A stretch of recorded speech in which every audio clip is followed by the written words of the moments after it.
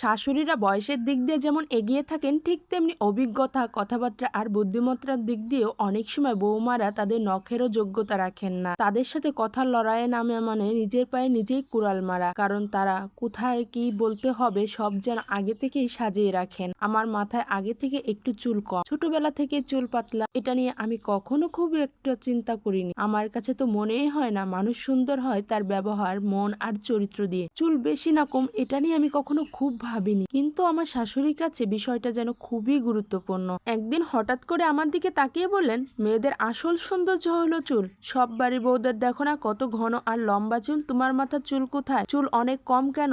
চুল না থাকলে মেয়েদের সুন্দর লাগে না, তোমাকে দেখতে কেমন যেন বাজে লাগে। আমি একটু অবাক হলাম, কারণ আমার তো মনে হয় চুল কম হলেও মোটামুটি আমার একটু আছে। তাই একটু হেসে মুখেই বললাম, আমার তো চুল একটু কম হলেও মোটামুটি আছে, আপনার মেয়েদের তো তাও নেই। আমি ভাবলাম উনি হয়তো একটু চুপ করবেন, কিন্তু শাশুড়ি কি আর এত সহজে চুপ করেন? উনি এক সেকেন্ডও দেরি না করে সাথে সাথেই বললেন, এই জন্যই তো আমার মেয়েদের বিয়ে দেই না। আর তোমার মা বাবা তো আমাদের ঠকাইছে, ফাঁকিবাজি করে আমার ছেলের ঘাড়ে তোমাকে গছিয়ে দিয়েছে। মানে ভাবুন একবার, শুধু একটা কথার জবাব দিলাম আর ওনার কাছে পুরো গল্পটাই যেন আগে থেকে তৈরি ছিল। আমি তো তখন একেবারেই চুপ। মনে মনে ভাবলাম, এই মানুষগুলোর সাথে তর্ক করতে যাওয়া মানে নিজের সর্বনাশ নিজে করা। তারপর উনি আবার বলেন, বউ হয়ে এসেছো ঠিক আছে, কিন্তু নিজের একটু যত্ন নেওয়া উচিত। তেল দাও, যত্ন করো, তাহলে হয়তো চুল একটু বাড়বে। আমি তখন মুচকি হেসে বললাম, আচ্ছা আম্মা, চেষ্টা করব। ভেতরে ভেতরে হাসিও পেলো, কারণ এত কথা শোনার পরও আর কি বলার থাকে। একটু যদি সময় পেতাম তাহলে তো নিজের যত্ন নিব, সংসারের চাপে তারপরে তো নিজের যত্ন। সত্যি বলতে কি, কখনো কখনো এসব কথা শুনতে একটু কষ্ট